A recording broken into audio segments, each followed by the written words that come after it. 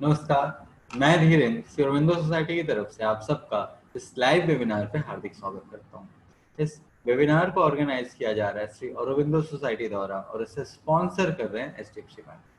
नवाचारों की इस कड़ी में हम जिस राज्य के नवाचारों पे आपसे परिचर्चा कर रहे हैं, जिस राज्यों के नवाचारों को हम आपसे साझा कर रहे हैं, उस राज्य का नाम है झारखंड। मतलब हम झारखंड के दिए हुए शिक्षकों के नवाचार इस वक्त आपसे साझा कर रहे हैं। और अभी तक हमने 4 केस स्टडीज झारखंड के शिक्षकों द्वारा दिए गए नवाचारों के अंतर्गत आपसे करी। आज जिस केस स्टडी पे हम आपसे बात कर रहे होंगे उसका नाम है बेहतर उपस्थिति के नए प्रयोग। क्या है बेहतर उपस्थिति के नए प्रयोग? एक केस स्टडी कितने नवाचार है इस इनोवेटिव आइडियाज, इस इनोवेटिव बुकलेट की इस केस स्टडी के अंदर, ये सारी बातें हम आपसे करेंगे। लेकिन उससे पहले मैं कुछ बातें आपको बता दूं। पहली बात तो जैसे मैंने कहा, ये आइडियाज हमें झारखंड के शिक्षकों द्वारा हमें रिसीव हुए, हमें प्राप्त हुए। उन इनोवेटिव आइडियाज, उन बेस्ट प्रैक्टिसेस की हमने एक नवाचार पुस्तिका बनाई, हमने एक बुकलेट बनाई।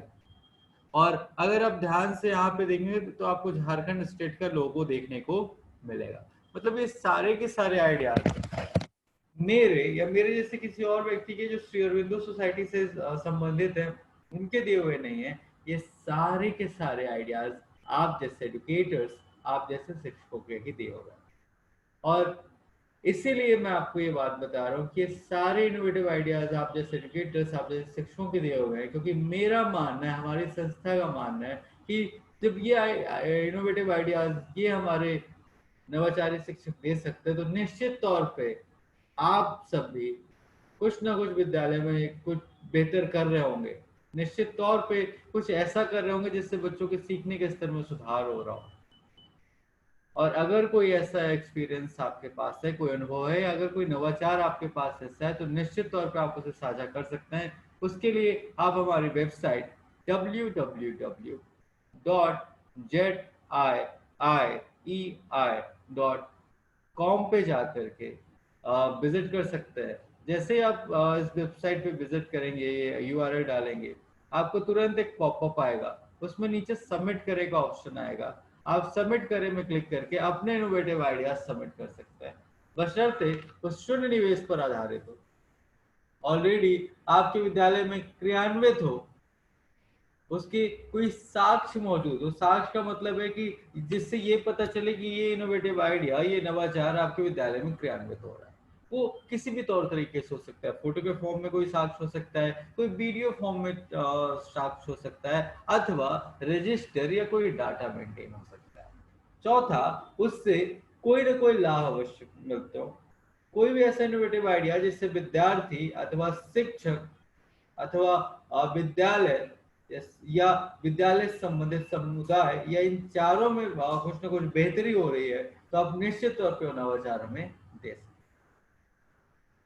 हम आगे बढ़े उससे पहले मेरी आपसे रिक्वेस्ट है कि अगर आपके मन में कोई भी क्वेश्चन आता है, कोई भी डाउट आता है, कोई प्रश्न है इन नवाचारों से संबंधित, या फिर इस केस स्टडी से संबंधित, या फिर ZIIEI प्रोग्राम मतलब शिक्षा में शून्य निवेश नवाचार प्रोग्राम से संबंधित, उदाहरण के तौर पे आप कैसे अपने इनोवेटिव आइडियाज हम तक भेज सकते हैं, कैसे आपके इनोवेटिव आइडियाज चयनित होते हैं इस नवाचार पुस्तिका के लिए, या कैसे आपको राष्ट्रीय स्तर पर सम्मानित किया जा सकता है, ऐसे कोई भी प्रश्न अगर आपके मन में है तो आप निश्चित तौर पर मुझसे वेबिनार के अंत में पूछ सकते हैं। तो उसके लिए मैं आपसे अनुरोध करूंगा कि आप अपने साथ एक पेन और एक पेज या कॉपी लेकर के बैठे। कोई भी ऐसे प्रश्न आते हैं तो आप उन प्रश्न को नोट करते चले, और सेशन के अंत में आप मुझसे निश्चित तौर पर अपने प्रश्न। दूसरा, अगर आपके कोई अनुभव, कोई एक्सपीरियंसेस हैं जो आप मेरे साथ और मेरे माध्यम से, इस वेबिनार के माध्यम से देश भर के उन तमाम व्यक्तियों, सभी शिक्षकों तक पहुंचाना चाहते हैं जो हमसे किसी भी ऑनलाइन प्लेटफॉर्म जैसे जूम, फेसबुक या फिर यूट्यूब के माध्यम से हमें देख रहे हैं, आप अगर उन तक अपनी बातें पहुंचाना चाहते हैं तो आप सीधे तौर पर मुझसे संवाद कर सकते हैं या फिर अपने अनुभव हमारे साथ साझा कर सकते हैं। इसके दो तरीके हैं। पहला तरीका ये है कि अगर आप हमें फेसबुक पे देख रहे हैं तो फेसबुक में कमेंट बॉक्स पे आप अपने क्वेश्चंस या फिर अपने एक्सपीरियंसेस साझा कर सकते हैं। या फिर अगर आप जूम के माध्यम से हमसे जुड़े या फेसबुक पे हमें देख रहे हैं तो आप देखिए फेसबुक के कमेंट बॉक्स पे आपको एक लिंक आएगा जूम का। उस लिंक पे क्लिक करके आप सीधे हमसे जूम पे जुड़ सकते हैं और आमने सामने हम संवाद कर सकते हैं। आप बोल करके अपने प्रश्न या फिर अपने अनुभव हमारे साथ साझा कर सकते हैं। उसके लिए अगर आप फेसबुक पे मुझे देख रहे हैं तो नीचे लिंक पे देखिए, वहां पे जूम का लिंक है, उस लिंक पे क्लिक कीजिए और सीधे कनेक्ट होइए हमारे साथ जूम के माध्यम से इस लाइव वेबिनार पर और अपने प्रश्न पूछिए या फिर आप अपने अनुभव हमारे साथ साझा कर सकते हैं।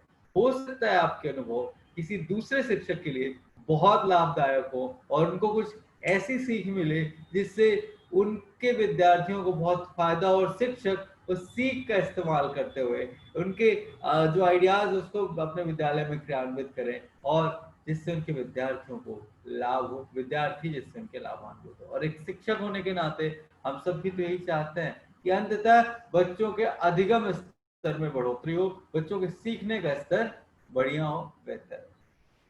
और इसी थॉट के साथ आइए बढ़ते आज की हमारी केस स्टडी की तरफ, जिसका नाम है बेहतर उपस्थिति के नए प्रयोग।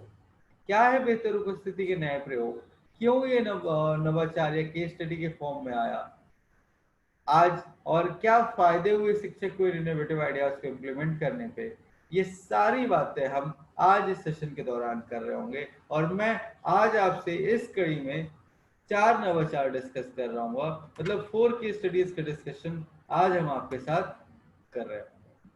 तो सबसे पहले तो बात करते हैं कि ये केस स्टडी बेहतर उपस्थिति के नए प्रयोग के पीछे का कारण क्या होगा या ये केस स्टडी आई क्यों।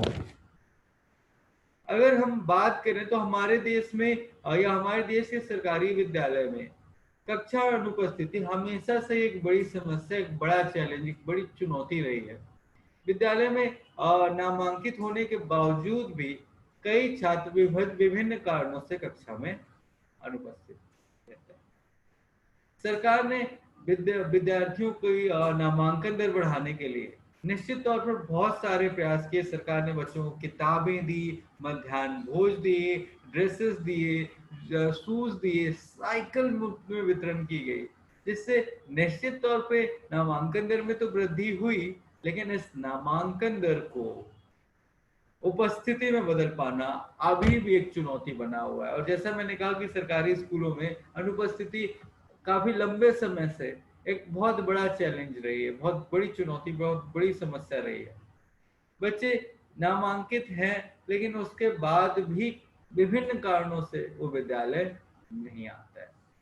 ये बच्चे पाठ्यक्रम के विषय तो बहुत दूर की बात है, मूलभूत सिद्धांत भी बेहतर तरीके से समझ नहीं पाते विद्यालय न आने के कारण। इसका असर सिर्फ न उनके व्यक्तिगत बल्कि विद्यालय के शैक्षिक परिणामों पर भी पड़ता है। धीरे धीरे पढ़ाई में पिछड़ने के कारण जब ये बच्चे कई दिन तक स्कूल नहीं आए, विद्यालय नहीं आते, तो जो एक कनेक्शन रहता है दो सहपाठियों के बीच में, वो कनेक्शन नहीं रह पाता, इनकी दोस्ती साथी बच्चों के साथ नहीं हो पाती, पहला। दूसरा, जो शिक्षक पढ़ा रहे हैं, क्या पढ़ाया जा रहा है, ये उससे नहीं कनेक्ट हो पाते हैं। तीसरा, जब ये बच्चे धीरे धीरे जब ये विद्यालय न आने के कारण पिछड़ने लग जाते हैं, ऐसे बच्चे फिर विद्यालय आने से कतराने लगते हैं और जिसकी वजह से जो ड्रॉप आउट रेशियो है वो तेजी से बढ़ने लगता है। ऐसी स्थिति में या तो अभिभावक इन बच्चों को स्कूल से निकाल करके और अपने खेत आदि में काम के लिए लगा लेते हैं, या फिर कई बार इनको प्राइवेट स्कूल में इन बच्चों को भेज दिया जाता है, या फिर इन बच्चों की शिक्षा ही रुक जाती है। इस प्रवृत्ति को बदलने के लिए बेहतर उपस्थिति के नए प्रयोग एक सफल नवाचार है जो कि छात्र केंद्रित शिक्षण पर आधारित है, जो कि चाइल्ड सेंट्रिक एजुकेशन पर आधारित है। इसमें हमें बच्चे को ध्यान देना है और बच्चे को विद्यालय लाने की जिम्मेदारी जो एक शिक्षक की होती है उसका निर्वहन हमें निश्चित तौर पे करना है। क्योंकि हम कितना भी बेहतर पढ़ा लेते हो, कितना भी अच्छा पढ़ा रहे हो, कितना भी फोकस, कितना भी डेडिकेटेड, कितना भी डिवोटेड हो अपने स्टूडेंट के लिए या एजुकेशन के लिए, लेकिन हम पढ़ाएंगे तब ना जब बच्चा विद्यालय आएगा। जब बच्चा विद्यालय ही नहीं आएगा तो हम कितना भी प्रयास कर लें, हम बच्चे को ज्ञान नहीं दे सकते। और इसीलिए बेहतर उपस्थिति के नए प्रयोग एक प्रभावी नवाचार साबित हो सकता है, या प्रभावी नवाचार है बच्चों को विद्यालय तक लाने के लिए, जोड़ने के लिए, और अभिभावकों के मन में भी ये संदेश देने के लिए कि वो अपने बच्चों को विद्यालय भेजे और उन्हें दूसरी गतिविधियों में, जैसे खेत इत्यादि में या मवेशी चराने इत्यादि की जिम्मेदारियों में ना लगाते हुए विद्यालय भेज करके एक अभिभावक होने की जिम्मेदारी का बेहतर तरीके से निर्वहन करें। आइए मैं आपको उन शिक्षकों के नामों से अवगत करा देता हूँ, शिक्षकों को इंट्रोड्यूस करा देता हूँ, शिक्षक शिक्षिकाओं को जिन्होंने इनोवेटिव आइडियाज दिए। वो टीचर हैं हमारे शिव सिंह शंकर पुलाई सर, जो कि खिजोरिया ईस्ट सिंहभूम से हैं। इसके अलावा सोहराय रविदास सर हैं, जो कि कंजगी रामगढ़ से हैं। नसरीन अख्तर मैम है, जो कि लारी रामगढ़ से हैं। सत्यवान साहू सर है, जो कि बंजोगा सिमडेगा से हैं। अरुण कुमार सिंह सर हैं, जो कि सकरिया टांड सिमडेगा से हैं। तो ये वो शिक्षक हैं जिन्होंने ये इनोवेटिव आइडियाज दिए। मैं एक एक करके उन शिक्षकों द्वारा दिए गए नवाचार आपके साथ साझा करता रहूंगा।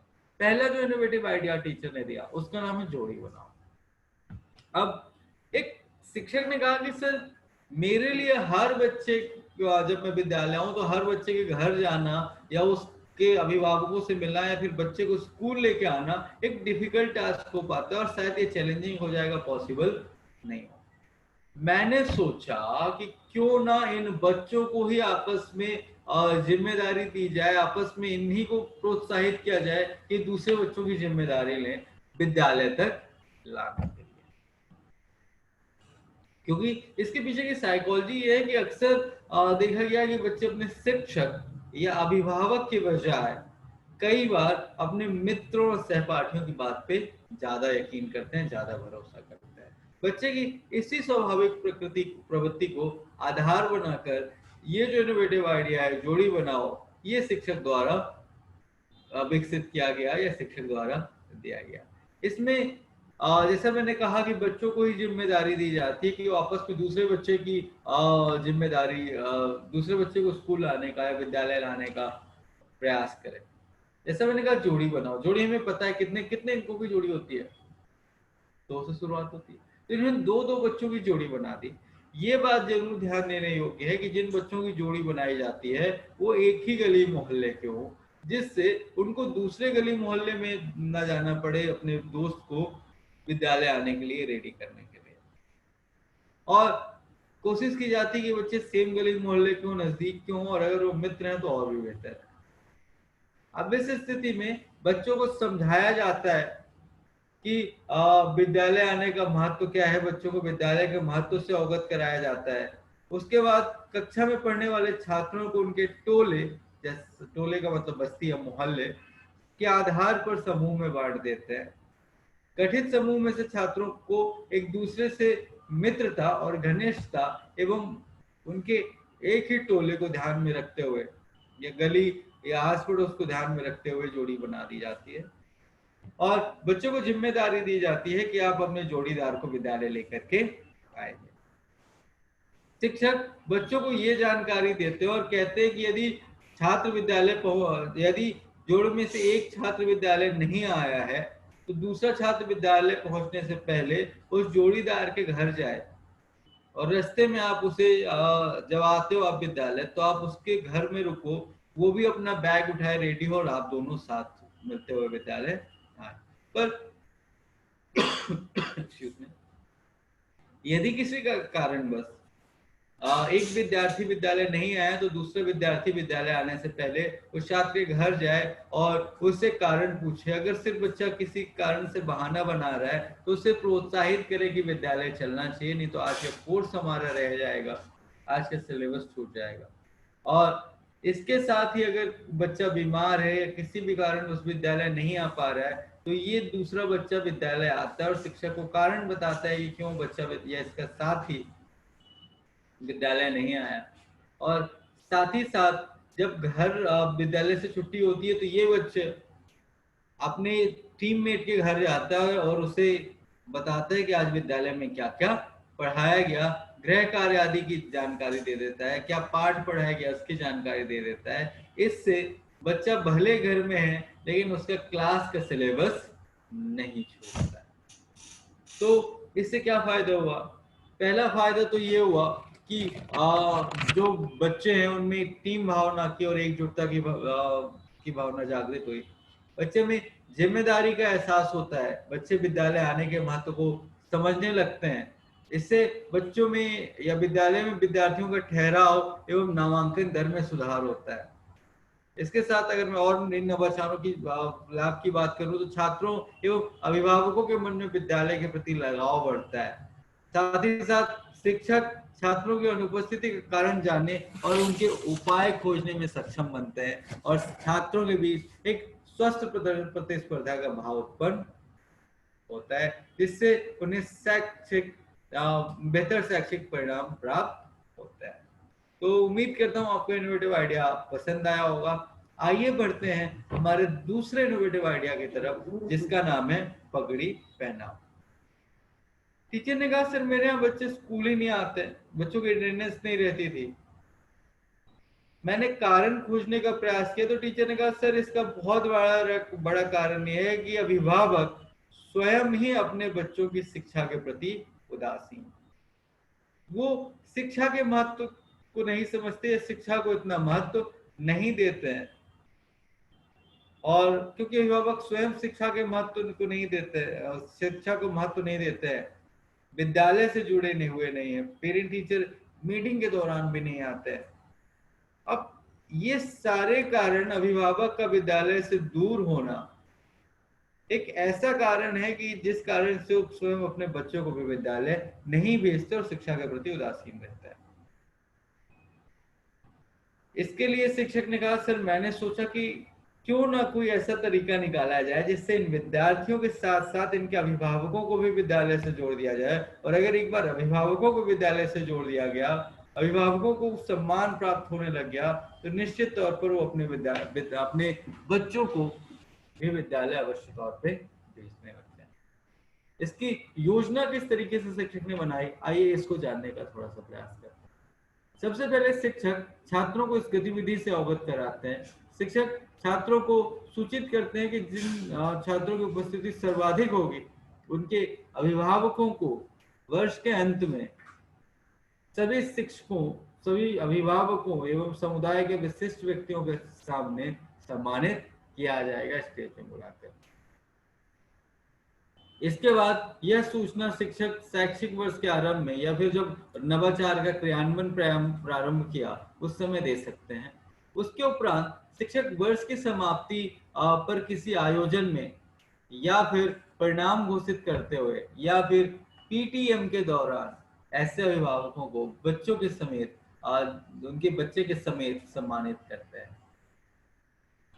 किस तरीके से इसका क्रियान्वयन कर सकते हैं, आइए थोड़ा सा उसको समझने की कोशिश करते हैं। शिक्षक वर्ष पूर्ण होने पर एक कार्यक्रम आयोजित करते हैं जिसमें सभी अभिभावकों को आमंत्रित करते हैं। इसके लिए छात्र अभिभावकों के लिए सुंदर निमंत्रण पत्र तैयार कर अभिभावकों को बुलाया जाता है और 100% उपस्थिति वाला बच्चा या विद्यार्थी या फिर वो विद्यार्थी जिसकी सर्वाधिक उपस्थिति है उस कक्षा में, शिक्षक चाहे तो टॉप 1, 2, 3 भी कर सकते हैं, ऐसे विद्यार्थियों के अभिभावकों को सम्मानित किया जाता है।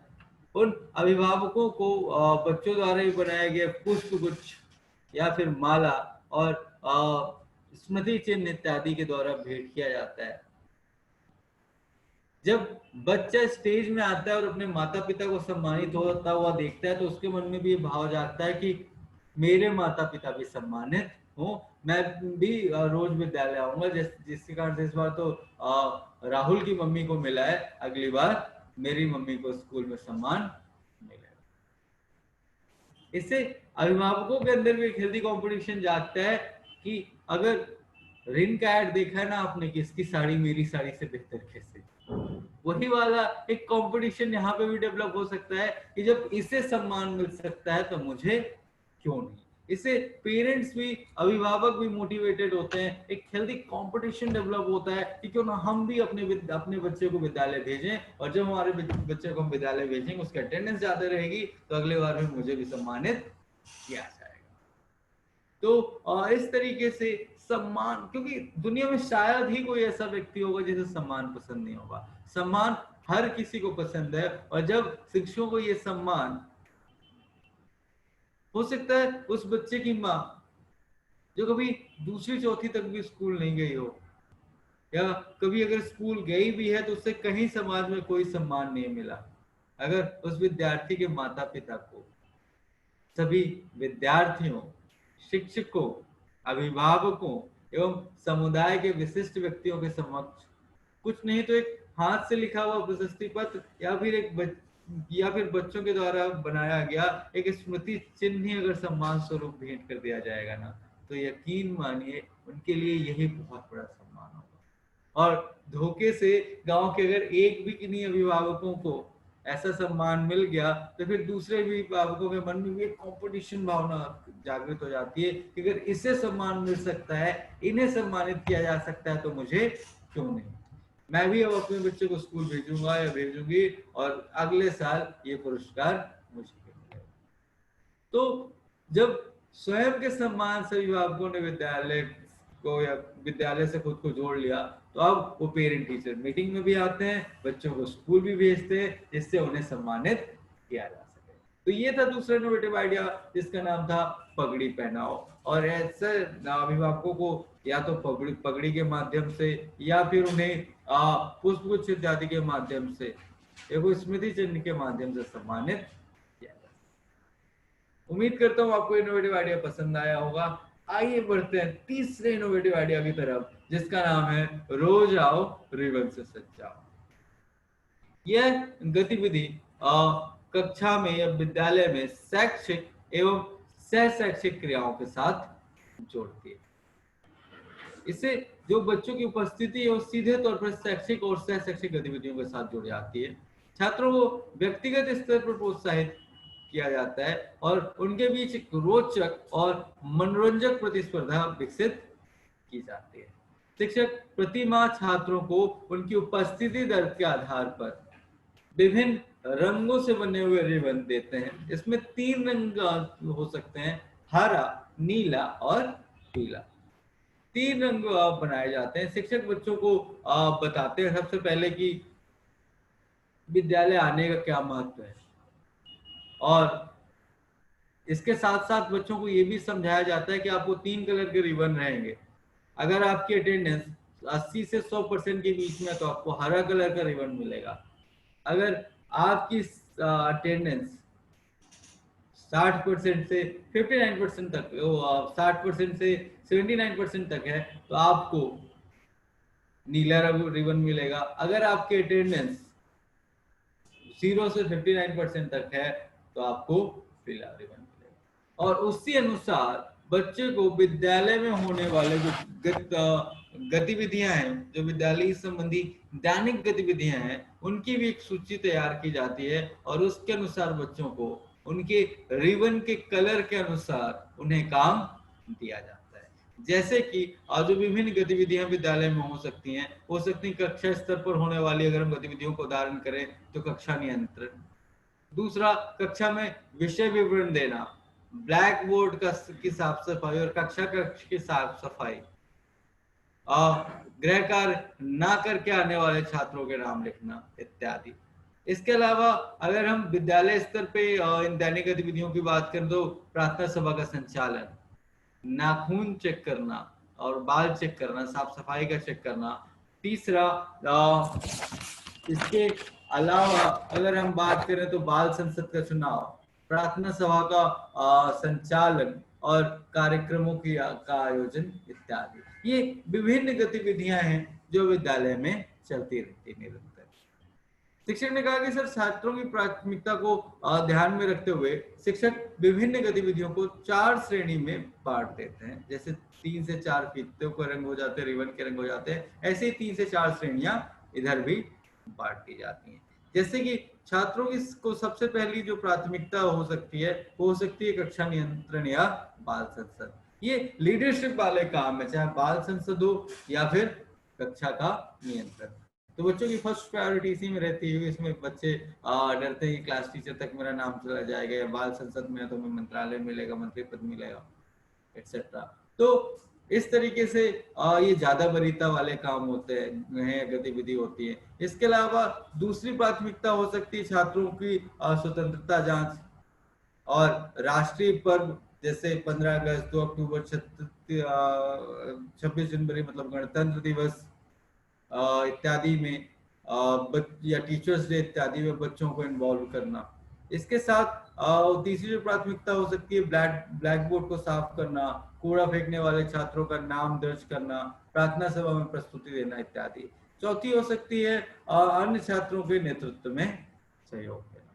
शिक्षक बच्चों को बताते हैं कि आपको की अलग अलग प्राथमिकता है, और आप खुद ही जब स्वयं बचपन में जाइए और क्यों टीचर ने इसको लिंक किया रिबन को इन गतिविधियों के साथ, उसका भी एक कारण है। पहला, इससे विद्यालय का रखरखाव बेहतर होता है। दूसरा, बच्चे ज्यादा बेहतर तरीके से रहन सहन सीखते हैं, ज्यादा अच्छे तरीके से अब रहना सीखते हैं, मैनेज्ड वे में रहना सीख जाते हैं, अनुशासन में रहना सीखते हैं। तीसरा, बच्चों के अंदर एक हेल्दी कंपटीशन डेवलप होता है। टीचर ने क्यों ये गतिविधियों को भी शामिल किया और क्यों इनके अनुसार, रिबन के अनुसार या अटेंडेंस के अनुसार इन गतिविधियां को दिया जाता है, इसके पीछे एक कारण है। अगर मैं आपको याद कर रहा हूं तो हम सब जब छोटे थे तो टीचर के लिए, टीचर फॉर एग्जांपल चौक नहीं लेके आया, चौक खत्म हो गई, तो टीचर ने कहा चौक नहीं है, हम भागते हुए जाते थे स्टाफ रूम की तरफ, 2-3 लड़के एक साथ दौड़ लगा देते थे कि मैं लेके आता हूँ, मैं लेके आता हूँ। टीचर का काम करने में बड़ी खुशी मिलती थी। सिमिलरली टेस्ट होता था और टेस्ट कॉपी या होमवर्क कॉपी के इतने बड़े बंडल हो जाते थे, और टीचर बोलते थे चलो रख धीरन, फॉर एग्जांपल कि धीरन चलो मेरे साथ रख, इसे स्टाफ रूम में रख के आओ। तो अगर कोई दूसरा फ्रेंड आता भी था हमारा कुलीग कि मैं मदद कर देता हूँ, तो हम मना कर देते कि नहीं नहीं मैं तो अकेले लेके जाऊंगा ये, या फिर हम उसे खुद बुलाते कि चलो ठीक है आदि तुम ले लो, लेकिन मैं जाऊंगा, तुम मेरे पीछे पीछे आना। और हम इतने बड़ा बंडल आंख में भी कई बार नहीं दिखता था, उसको उठाए हुए टीचर के पीछे पीछे चलते हुए स्टाफ रूम में जाते थे, और स्टाफ रूम में बंडल रख के आते थे, और बड़ा प्राउड फीलिंग होती थी कि आज तो मैं स्टाफ रूम घूम के आया। तो आई एम श्योर ज्यादातर लोगों को ऐसी फीलिंग होती थी कि मैं देखता था क्लास में जब हम छोटे थे, तो बड़ा ब्लैक बोर्ड साफ करना या मॉनिटर होना, जो बच्चे बात कर रहे हैं उनका नाम ब्लैक बोर्ड पे या ग्रीन बोर्ड पे लिखना, ये बड़े प्राउड मूवमेंट हुआ करते थे, हमें बड़े सेंस ऑफ एक रिस्पॉन्सिबिलिटी देते थे, और बड़ा लीडरशिप वाली भावना उस समय जागती थी इन सारी चीजों पे करते हुए। तो बच्चों के मन में भी इन कामों को लेकर के बड़ा उत्साह होता है, उन्हें लगता है कि मैं शिक्षक ही बन गया। टीचर ने इसी साइकोलॉजी का इस्तेमाल करते हुए, इसी थॉट प्रोसेस का इस्तेमाल करते हुए विभिन्न गतिविधियां बनाई, और बच्चों की उपस्थिति के अनुसार उन्हें वो काम दिए जाते हैं। अब ऑब्वियसली आपको जो बच्चे शैतानी कर रहे हैं कक्षा में या शिक्षक की अनुपस्थिति में बातें कर रहे हैं, उनका नाम लिखना या क्लास मॉनिटर होना ज्यादा आपको इंटरेस्टिंग लगेगा एज कम्पेयर टू बोर्ड साफ करना किसी भी बच्चे को, राइट? तो इस कारण से बच्चों की अलग अलग वरीयता बनाई जाती है गतिविधियों की, और जैसी जिसकी अटेंडेंस होगी वैसे उसको काम मिलते हैं। अब हर बच्चा, जो बच्चा अभी कक्षा में साफ सफाई का ध्यान रख रहा था या ब्लैक बोर्ड से ग्रीन बोर्ड साफ कर रहा था, वो भी चाहेगा कि मुझे क्लास का मॉनिटर बनाया जाए, और जो बच्चे बातें कर रहे थे मैं उनका नाम लिखूं। तो इससे बच्चों के अंदर हेल्दी कंपटीशन की भावना जागती है, बच्चे सेल्फ अवेयर होते हैं, अपने आप को बेहतर तरीके से, ज्यादा फॉर्मल वे में ज्यादा बेहतर तरीके से खुद को रख पाते हैं, और ज्यादा अनुशासित हो जाते हैं, विद्यालय आने के लिए प्रोत्साहित होते हैं, और शैक्षिक एवं शैक्षिक दोनों गतिविधियों में अपनी जिम्मेदारियों का निर्वहन कर पाते हैं। तो ये था तीसरा इनोवेटिव आइडिया, जिसका नाम था रोज आओ रिबन से सज जाओ। ऐसे बच्चे महीने के अंत में जिन बच्चों की अटेंडेंस सबसे ज्यादा रहती है, फिर उससे कम, उसके अनुसार उन्हें अलग अलग रंगों के बैच दिए जाते हैं। ये फीते विद्यालय में ही शिक्षक बच्चों की मदद से इनको बना सकते हैं, ये बैच के फॉर्म में। और महीने के अंत में बच्चों को उनके अटेंडेंस, या अगले महीने की जस्ट शुरुआत में बच्चों को उनके अटेंडेंस के अनुसार ये बैच दिए जाते हैं, और अगले 1 महीने तक बच्चे की जो रेटिंग थी पिछले महीने, उसके अनुसार उस बैच को पूरे 1 महीने तक लगाते हैं, और उसके अनुसार उन्हें काम भी दिया जाता है। ये था तीसरा इनोवेटिव आइडिया जिसका नाम था रोज और रिबन से सजाओ। आइए बढ़ते हैं हमारे चौथे इनोवेटिव आइडिया की तरफ जिसका नाम है स्कूल चला छात्रों के पास। अभी तक तो छात्र स्कूल के पास आते थे, लेकिन मैंने इससे पहले ही कहा कि ये चाइल्ड सेंट्रिक एजुकेशन है कि हम बात करते हैं इसकी गतिविधि। तो इसका जो प्राइम फोकस है वो विद्यार्थी है, वो बच्चे हैं। और इसी कारण से टीचर ने एक इनोवेटिव आइडिया दिया जिसका नाम था स्कूल चला छात्रों के पास। जब छात्र कक्षा से लगातार अनुपस्थित रहते हैं तो अक्सर उनके पीछे कोई गंभीर कारण छिपा होता है। वजह अभिभावकों के सहयोग में कमी हो सकती है, गलत संगति का दुष्प्रभाव हो सकता है, शारीरिक या मानसिक अस्वस्थता हो सकती है, या फिर शिक्षा के प्रति उदासीनता की भावना जागृत हो सकती है। तो ऐसे कई कारण हो सकते हैं, या इन कारणों में से कोई भी एक कारण हो सकता है, या इसके अलावा कोई और कारण हो सकता है इससे बच्चा कक्षा में काफी लंबे समय से अनुपस्थित है या अनुपस्थित रहता है। इन्हीं चुनौतियों को पूरा करने के लिए या इन चुनौतियों से पार पाने के लिए शिक्षक ने जिस इनोवेटिव आइडिया का नाम दिया उसका नाम है स्कूल चला छात्रों के पास। इस गतिविधि में शिक्षकों सबसे पहले अनुपस्थित शिक्षक जो है अनुपस्थित छात्रों को विद्यालय में वापस लाने के लिए और उपस्थित छात्रों को पढ़ाने के साथ साथ इन बच्चों को जो अनुपस्थित है उनको विद्यालय में किस तरीके से लाया जा सके, किस तरीके से पूरा टाइम मैनेज किया जा सके, इस बात को ध्यान में रखते हुए इस नवाचार को क्रियान्वित या इसको इम्प्लीमेंट करते हैं। विद्यालय से बाहर शिक्षक छात्रों को सामाजिक, जीव विज्ञान, विज्ञान, इतिहास आदि विषयों की प्रासंगिक और रोचक रूप से शिक्षा दे सकते हैं या बच्चों को पढ़ाया जा सकता है। शिक्षक ने सोचा कि क्यों ना सबसे पहले वो अनुपस्थित रहने वाले छात्रों को की एक कैटेगरीज बनाई जाए और इन बच्चों को, इन विद्यार्थियों को 3 श्रेणी में बांटा। और शिक्षक सबसे पहले इन 3 श्रेणियों में बांट करके लिस्ट बनाते हैं। पहली, ऐसे छात्र जो शिक्षक को सूचना देकर कक्षा में अनुपस्थित हैं। दूसरा, ऐसे छात्र जो बिना सूचना दिए अनुपस्थित रहते हैं। और तीसरा, ऐसे छात्र जो 10 या उससे अधिक दिन से विद्यालय में अनुपस्थित। शिक्षक नियमित रूप से टोले या मोहल्ले का भ्रमण करते हैं, कक्षा से अनुपस्थित और उपस्थित रहने वाले छात्रों के घर जाकर अभिभावकों के साथ सौहार्द स्थापित करते हैं, उनसे मुलाकात करते हैं। और यदि देखा जाता है कि अभिभावक स्वयं शिक्षा के प्रति उदासीन है तो शिक्षक उन्हें मोटिवेट करते हैं, उन्हें प्रोत्साहित करते हैं कि वो अपने बच्चों को विद्यालय भेजें। अगर कोई अभिभावक अपने बच्चों को खेत खलिहान के कार्यों, गृह के कार्यों में व्यस्त कर लेते हैं तो ऐसी स्थिति में अभिभावकों को शिक्षक द्वारा समझाइश दी जाती है कि शिक्षा क्यों जरूरी है और क्यों हमें अपने बच्चे को विद्यालय प्रतिदिन भेजना चाहिए। इसके बाद शिक्षक कक्षा में उपस्थित रहने वाले छात्रों के साथ स्थानीय टोले, मोहल्ले का विचरण करते हैं या फिर भ्रमण करते हैं। जो छात्र कक्षा से अनुपस्थित होकर इन स्थानों पर कार्य करते हुए, खेलते हुए, जुटे हुए दिखते हैं तो शिक्षक उन्हें साथ लेकर उसी स्थान पर सभी छात्रों को पढ़ाने लगते हैं। और खेल खेल के माध्यम से शिक्षक इन विद्यार्थियों को शामिल कर लेते हैं अपने साथ।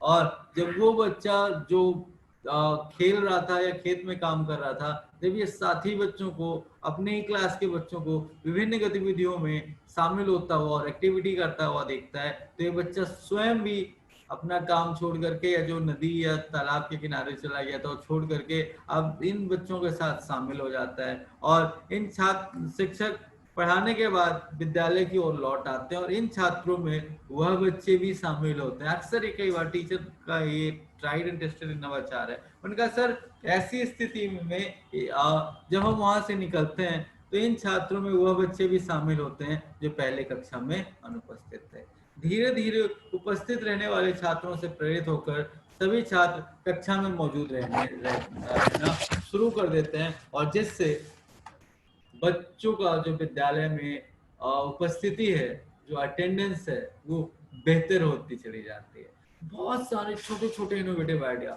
लेकिन यकीन मानिए अगर इनको इम्प्लीमेंट करें तो बहुत बेनिफिट मिलेगा, बहुत फायदा मिलेगा। और इसका सबसे बड़ा फायदा ये है कि आप शिक्षक होने के नाते लाख मेहनत करते हैं, लाख प्रयास करते हैं कि बच्चों को पढ़ाऊं, लेकिन आप कितनी भी मेहनत कर लें, कितना भी आप पढ़ाना चाहें, लेकिन पढ़ा तो तब पाएंगे ना जब चाहे विद्यार्थी विद्यालय आएगा। जब विद्यार्थी विद्यालय ही नहीं आ रहा है, क्लास में उपस्थिति ही नहीं हो रही है, अटेंडेंस ही नहीं हो रही है, तो हम लाख कोशिश कर लें, हम बच्चों तक वो ज्ञान नहीं पहुंचा पाएंगे।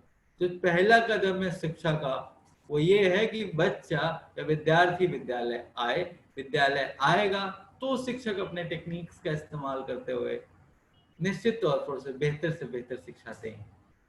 तो ये थे आज के 4 इनोवेटिव आइडियाज बेहतर उपस्थिति के नए प्रयोग केस स्टडी के अंतर्गत। अगर आपके मन में कोई भी प्रश्न है इस केस स्टडी या इन नवाचारों से संबंधित, या फिर इस प्रोग्राम जिसका नाम ZIIEI या शिक्षा में शून्य निवेश नवाचार है, इससे संबंधित, तो आप निश्चित तौर पर अपने नवाचार हमारे साथ या फिर अपने अनुभव, अपने एक्सपीरियंसेस मेरे माध्यम से, इस वेबिनार के माध्यम से देश भर के उन तमाम शिक्षकों, उन सभी शिक्षाविदों, उन सभी व्यक्तियों तक पहुंचा सकते हैं जो हमें किसी भी सोशल मीडिया प्लेटफॉर्म जैसे जूम, यूट्यूब या फेसबुक के माध्यम से देख रहे हैं। तो अगर आपके कोई अनुभव है, कोई एक्सपीरियंसेस हैं या कोई प्रश्न है, तो बिल्कुल मैं आपसे रिक्वेस्ट करूंगा कि आप मेरे साथ साझा करें।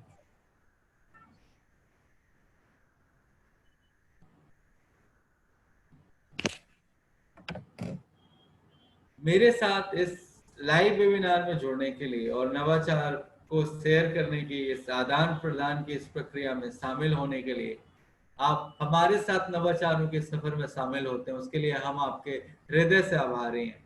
उम्मीद करता हूं आपको ये नवाचार पसंद आएंगे और उम्मीद करता हूं कि इन नवाचारों में से कम कोई एक आपको भी धन्यवाद देवेंद्र बाबू। वो नवाचार जो आप अपने जो आपको पसंद आया, उन इन सारे नवाचारों में से जो मैं कई दिनों से आपसे बता रहा हूँ, मैं उम्मीद करता हूँ कि कम से कम एक नवाचार तो हम अवश्य रूप से अपने विद्यालय में क्रियान्वित कर रहे होंगे जब विद्यार्थी विद्यालय आना प्रारंभ करेंगे तब। और यकीन मानिए, मैं दावे के साथ कह सकता हूँ कि अगर आप इन नवाचारों में से कोई भी कम से कम एक नवाचार क्रियान्वित करते हैं तो निश्चित तौर पे आपको उसके पॉजिटिव परिणाम देखने को मिलेंगे। और एक शिक्षक होने के नाते हम चाहते भी तो ये हैं कि बच्चे का अधिगम स्तर बढ़े, उसके सीखने का स्तर बढ़े, शैक्षिक एवं सह शैक्षिक दोनों ही गतिविधियों में विद्यार्थी शामिल हो, बच्चे का सर्वांगीण विकास हो, यही तो एक शिक्षक का उद्देश्य है। और मैं पूरी उम्मीद करता हूं कि इस उद्देश्य में हम निश्चित तौर से प्रयासरत होंगे, हम कार्य करेंगे। फेसबुक से कुछ कमेंट्स हैं टीचर के, मैं वो देख लेता हूँ। विद्यानंद सर का है कि डियर सर नमस्ते, I have designed a slide projector prepare by local resource to make teaching learning process interesting. It is very useful for teachers. STLM slides can prepare easily. आप विद्यानंद सर, बहुत अच्छा लगा मुझे कि आपने स्वयं से कोई प्रोजेक्टर बनाया है। That's such an innovative thing. मैं आपसे रिक्वेस्ट करूंगा कि आप हमारी वेबसाइट www.ziei.com पे जाकर के वहां पे इस आइडिया को सबमिट करें, क्योंकि मैं भी पर्सनली इस प्रोजेक्टर को देखने का इच्छुक हूँ कि किस तरीके से आपने प्रोजेक्टर बनाया है, किस तरीके से काम करता है। और इन्फॉर्मेशन के लिए हमारी टीम भी आपसे संपर्क कर लेगी ये जानने के लिए कि किस तरीके से इनोवेटिव आइडिया काम करता है। विवेक सर ने कहा good morning sir. Good morning sir. Ritesh sir सादर प्रणाम। सीमा मैम नमस्ते। तो थैंक यू सो मच। मैं देख पा रहा हूँ SL विश्वकर्मा सर मुझे कुछ दिखाने का प्रयास कर रहे हैं। विश्वकर्मा सर आप अनम्यूट करके बोल सकते हैं मुझे, जिससे आपकी आवाज आए तो मैं समझ पाऊँ आप क्या बताना चाह रहे हैं। अनम्यूट करना पड़ेगा। हाँ जी जी सर। नमस्कार सर। सर, ये जो बनाया है ये बच्चों को जोड़ के लिए और घटाने के लिए थोड़ा सा डायग्राम बनाया है ताकि बच्चे इससे आसानी से जोड़ और घटाव दोनों प्रक्रियाएं सीख जाए। ओके, तो कैसे काम करता है विश्वकर्मा सर, थोड़ा सा अगर आप मुझे बता पाए तो मैं भी समझने का प्रयास करूंगा किस तरीके से जोड़ना घटाना इत्यादि हम बच्चों को एक कैलेंडर के सर माध्यम से सिखा सकते हैं। सर इसमें ये आप देख पा रहे होंगे, हम्म। ये घटाने का है सर। ओके। इसमें जैसे 10 में से 1 घटाना है सर, अच्छा जी। तो इसमें 9 बचेंगे। हम्म। और जैसे 12 में से अगर 3 घटाना है मान लो, हम्म। तो सर इसमें ये 9 बचेंगे, बिल्कुल। इस तरह से। अच्छा तो ये और 12 में से 3, ठीक है, 1 2 3 इस तरीके से आपने जी, बनाया। और ये प्लस का है सर। ओके। हाँ, जी इसमें प्लस का लोगो आपने बनाया हुआ है। जी जी जी। तो अब मान लीजिए इसमें ऐड करना है मेरे को 12 और 12, या कैसे जी। ऐड करते हैं, थोड़ा सा मुझे एक बार अगर तो बता ये पाए तो। जी जी, किस किस तरीके से जोड़ते हैं अगर आप मुझे बता पाए, घटाने वाला तो आपने सर, बताया। हम्म। जैसे इसमें अपने को 2 और 2 जोड़ना है, हम्म। तो ये 4 आ जाएगा सर, ये क्रॉस पे। Okay okay. ये यहाँ इसको हम पिन कर सकते हैं क्या, मुझे थोड़ा बड़ा दिखे स्क्रीन। सर मैं अपनी जी ठीक से बात कर, जैसे मुझे बड़ा दिखे कैलेंडर तो मैं ज्यादा अच्छे से समझ सकूं। जी सर, अब दिख रहा है सर। हाँ जी हाँ जी, दिख रहा है सर। जैसे ये 2 है सर इधर, और हम्म। ये 2 है, जी। तो इसको जोड़ने के लिए ये 4 आ जाएगा। ओके। हाँ, वो अब आप 4 समझ में आ गया मुझे। जी जी सही है विश्वकर्मा सर, तो इससे हम जो बेसिक है बच्चों को, क्योंकि सबसे बेसिक तो जोड़ घटाना ही है, जो पहला स्टेप सीखते हैं गिनती और सीखने के बाद गणित में। तो बहुत और अच्छा है ये। एक एक ये है सर, ओके। ये इससे भी अपन करवा सकते हैं। ओके, ये इससे इसका यूज किस लिए करते हैं सर? ये जोड़ घटाना जोड़ दोनों घटाव के करता है लिए सर। ये। ओके, ये जी जी चक्के पे चक्का जैसा कुछ बनाया हुआ है क्या सर? जी जी जी जी, तो 2 चक्के बनाए हुए हैं और फिर कांटा बनाया हुआ है, मुझे ऐसा लग रहा है। जी जी और जी। फिर ये वो। इंकित ये इंकित करता है सर। ओके। जैसे हम्म। ये जैसे ये अपन ने 2 और 1 को जोड़ा तो ये 3 आ गए सर। जी जी। ये इसको चक्र को घुमाते जाओ यूं। अच्छा, तो वो जैसे जैसे चक्र घुमाता जाएगा तो बच्चा खेल खेल के माध्यम से इस चक्र को जी घुमाता हुआ और जोड़ना सीख लेगा। अब मुझे बहुत जी एकदम क्लियर आ रही है, मुझे लगता है दूसरे टीचर्स को भी आप जो दिखा रहे हैं बहुत आसानी से जी समझ में आ रहा होगा। जी सर। ये, ये बहुत अच्छा लगा मुझे विश्वकर्मा सर। कहाँ से हैं आप? सीहोर डिस्ट्रिक्ट से है सर, इछावर ब्लॉक। अच्छा, सीहोर मध्य प्रदेश। जी जी, मध्य प्रदेश, एमपी। जी जी जी जी जी।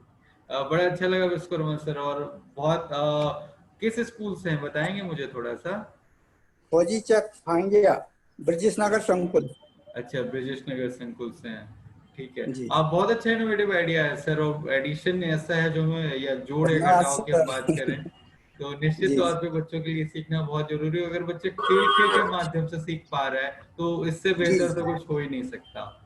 तो जी जी और गतिविधि आधारित प्रशिक्षण जो है, जहाँ बच्चा स्वयं इन्वॉल्व होकर के, स्वयं सम्मिलित होकर के, शामिल होकर के सीखता है, तो जो ये जी जी लर्निंग रहती है, जो सीखने की प्रक्रिया रहती है, बहुत मजबूत, बहुत ठोस, बहुत स्ट्रांग, बहुत कॉन्क्रीट रहती है। तो अच्छा जी सर। इनोवेटिव आइडिया है आपका। मैं अभी जूम पे आपको कमेंट बॉक्स पे एक लिंक आ जाएगा, जी वेबसाइट आ जाएगी www.jediei.com, उस पर क्लिक जी करके आप अपना इनोवेटिव आइडिया हमें सबमिट कर सकते हैं विश्वकर्मा जी सर। सर। जी और जब आपने अपन बोला ना, तो वैसे मुझे समझ में आ गया, क्योंकि अपन वाली जो भाषा है वो मध्य प्रदेश के एरिया में ज्यादा चलती है। जी thank you so sir, much Vishwakarma sir. जी बताएं। मेरी चॉइस थी आपके कार्यक्रम में सम्मिलित होने का, हम्म। तो प्रयास करने के उपरांत मैं जुड़ पाया आपसे। बहुत बहुत धन्यवाद सर। और बहुत अच्छा लगा मुझे कि आप हमारे साथ जुड़े। और मैं तो ये कहूंगा कि इंस्पिरेशन लेना चाहिए दूसरे टीचर्स को, दूसरे लोगों को भी, कि जी आप जैसे लोग इतना प्रयासरत है, कोई उम्र की कोई टेंशन नहीं, जिसे करना चाहिए वो जी काम कर रहा है। और बड़ा अच्छा लगा सर आपसे बात करके। थैंक यू सो मच धन्यवाद sir. Vishwakarma sir, thank you. धन्यवाद सर। इसके अलावा भी कोई टीचर्स अगर अपने अनुभव, अपने एक्सपीरियंसेस हमारे साथ साझा करना चाहते हैं तो मैं बिल्कुल आपसे रिक्वेस्ट करूंगा कि आप अपने अनुभव, अपने एक्सपीरियंसेस, या फिर अगर आपके कोई प्रश्न है तो आप अपने प्रश्न हमारे साथ साझा कर सकते हैं या फिर पूछ सकते हैं, चाहे वो इस प्रोग्राम से संबंधित हो, इस नवाचारों केस स्टडी से संबंधित हो, या फिर अगर आपको कोई अनुभव है तो आप निश्चित तौर पर अपने अनुभव भी हमारे साथ साझा कर सकते हैं। हेलो। हेलो। सुन पा रहे हैं? हाँ जी सर, बिल्कुल सुन पा रहा हूँ। Good morning. Good morning sir, नाम बताएंगे अपना? मेरा नाम रविंद्र प्रसाद राय है। रविंद्र मैं सर नमस्कार, झारखंड बताएं। के साहेबगंज जिले से हूँ सर। ओके, सर, झारखंड से आप? सबसे पहले तो मैं ये कहना चाहूँगा कि विश्वकर्मा जी का जो इनोवेशन है वो तो बहुत ही रोचक रहा सर। जी सर, बिल्कुल। और ये खासकर जो शुरुआती क्लास के बच्चे जो हैं उसके लिए तो बहुत ही महत्वपूर्ण है सर। बेशक बेशक सर।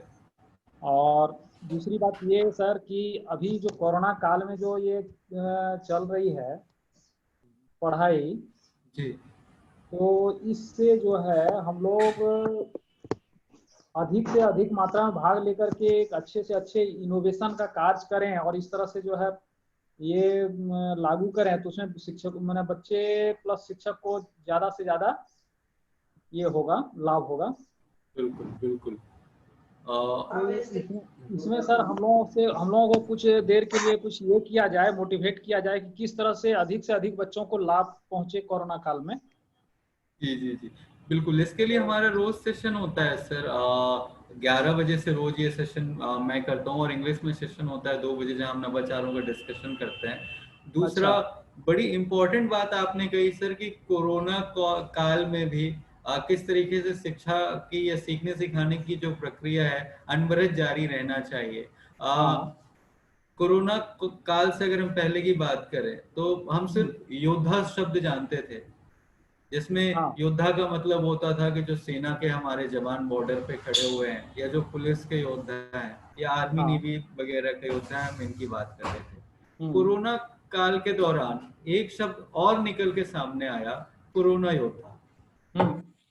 और कोरोना योद्धा में अगर हम बात करें कि कोरोना योद्धा होते कौन है, तो मैं हम्म। ये कहूंगा, अगर मुझसे कोई परिभाषित करने को कहे तो मैं ये कहूंगा कि कोरोना योद्धा वो हैं जो किसी भी परिस्थिति में किन्हीं भी हम्म। चुनौतियों का स्वयं सामना करते हुए दूसरे की हम्म। जिंदगी को लगातार बेहतर करने का प्रयास करते हैं, वही कोरोना योद्धा है। इस श्रेणी में हम अक्सर बात करते हैं डॉक्टर्स की, हमारे सेना के जवान की, हमारे पुलिस बल की, जो सफाई कर्मी है उनकी। लेकिन इनके साथ साथ एक और व्यक्ति है, एक और पेशा है जिसके व्यक्तियों को हमें हम्म। निश्चित तौर पे इसमें शामिल करना चाहिए, और वो है हमारे शिक्षक। क्योंकि हमने देखा कि किस तरीके से बहुत सारे टीचर्स के लिए, बहुत सारे लोगों के लिए, अभी तक जो हम पढ़ाते थे चौक का इस्तेमाल करते हुए, बच्चे जब हमारे सामने बैठते थे और हम शिक्षा देते थे, वो उसे हम इस्तेमाल करते थे। लेकिन अचानक से एक परिस्थिति आई जिसमें सारी चीजें रुक गई, और अब बारी आई कि टीचर्स ऑनलाइन माध्यमों का इस्तेमाल करें। बहुत सारी समस्याएं, बहुत सारी चुनौतियां, मैं निश्चित तौर पे स्वीकार करूंगा कि नई टेक्नोलॉजी को सीखना, आगे एक तरीके से जूम से कनेक्ट हो, या गूगल मीट से कनेक्ट हो, या गूगल या सिस्को वेबएक्स या दूसरे माध्यमों से कनेक्ट हो, टीचर्स ने फिर भी उन चुनौतियों को स्वीकार किया। क्योंकि शिक्षक यही तो करता है कि जो भी चुनौतियां आती है, कोई भी सभी विद्यार्थी और शिक्षक इस चुनौती को एक्सेप्ट करते हैं कि मैं इस बच्चे का जीवन बेहतर बनाने का प्रयास करूंगा। शिक्षकों ने फिर इस चुनौती को ग्रहण किया कि मुझे सीखना है, और मैं बहुत खुश हूं कि शिक्षकों ने अपने आप को तैयार किया इस काबिल कि हम अब बच्चों को ऑनलाइन सेशन करा सकें। और ये जो सीखने सिखाने की प्रक्रिया है, क्योंकि अगर रुक जाते हैं हमारे शिक्षक बच्चों को शिक्षा देने से, तो बच्चों का कीमती 1 वर्ष बेकार चला जाता है। क्योंकि लगभग आप अप्रैल से सेशन स्टार्ट होता है, मई से सेशन स्टार्ट होता है, सितंबर खत्म होने की कगार पे खत्म हो गया, और अभी तक विद्यालयों में बच्चे आना चालू नहीं हुआ है। तो ऑलमोस्ट पूरा का पूरा 1 साल एक सेशन बच्चों का व्यर्थ चला जाता। पर जिस तरीके से हमारे शिक्षक लगातार जुड़े हुए हैं, बच्चों को शिक्षा देने का प्रयास कर रहे हैं, बहुत सारे, गवर्नमेंट स्कूल की बात करें तो बहुत पेरेंट्स के पास मोबाइल नहीं है, स्मार्ट फोन नहीं है उनके पास, या फिर रिचार्ज करने की भी व्यवस्था नहीं है, पर फिर भी जिस तरीके से आप लोग जुड़े हुए हैं सर, निश्चित तौर पे काबिल तारीफ है। और हमारा नमन है आप सबको कि आप इस प्रक्रिया में भी लगातार मेहनत किए जा रहे हैं, काम किए जा रहे हैं, और उम्मीद है कि ऐसे ही आप सब आगे बढ़ते रहेंगे और हम अपने विद्यार्थियों का और अपने देश का भविष्य, जिससे हम विश्व गुरु बनाने की बात करते हैं, हमेशा सही अगला होते कार्यक्रम भी रहिए। बताएंगे सर। निश्चित तौर पे होगा सर अगला कार्यक्रम भी हर दिन सर, रविवार छोड़ करके, या फिर कोई अगर छुट्टी है सरकारी छुट्टी तो छोड़ करके, इसके अलावा रोज 11 से 12 एक सेशन होता है हिंदी में, और 1 से 2 सेशन होता है इंग्लिश। ठीक, थैंक तो यू। दोनों ही टाइम सेशन होता है इसके। Thank you so much sir, आपसे बात करके बहुत अच्छा लगा, और मुझे लगा ऐसा कि आप इस सिचुएशन में भी, इस परिस्थिति में भी लगातार बच्चों को पढ़ाने का प्रयास कर रहे हैं। बड़ा अच्छा लगा, ऐसे लोगों से जब मिलते हैं, हम बात करते हैं ना, तो भले ही आप झारखंड में हैं, मैं यहाँ दिल्ली में बैठा हुआ हूँ, लेकिन अपने आप एक जुड़ाव, एक कनेक्शन महसूस होने लगता है, और ये कनेक्शन बहुत प्रोत्साहित करता है, बहुत रोमांचित करता है अंदर से कुछ बेहतर करने के लिए। Thank you so much sir, बहुत अच्छा लगा आपसे बात करके। Thank you. मेरे पास 4 मिनट है अभी भी, तो अगर किसी को और शिक्षकों को अपना अनुभव मेरे साथ साझा करना है, या फिर अगर आपके कोई प्रश्न है, तो निश्चित तौर पे आप अपने प्रश्न पूछ सकते हैं, या फिर अपने अनुभव हमारे साथ साझा। मेरे साथ जुड़ने के लिए और हमारे साथ नवाचारों के इस सफर में शामिल होने के लिए मैं आपका हृदय से आभारी हूँ। उम्मीद करता हूँ कि ये जो सीखने सिखाने की प्रक्रिया है, ये कोई भी बाधाएं आ जाएं, चाहे वो या पेंडेमिक हो, कोरोना, या कोई भी ऐसी you चुनौतियां are आ जाएं। using the device audio. Huh? हाँ जी, हेलो, हाँ शायद कुछ शिक्षक बोल रहे थे, बट नेट शायद डिस्कनेक्ट हो गया उनका। तो हमारे साथ इस सफर में शामिल होने के लिए बहुत बहुत धन्यवाद। मंडे को, कल तो संडे है, तो सोमवार को आपसे फिर 11 बजे मुलाकात होगी। तब तक के लिए अपना ध्यान रखिएगा। नमस्कार।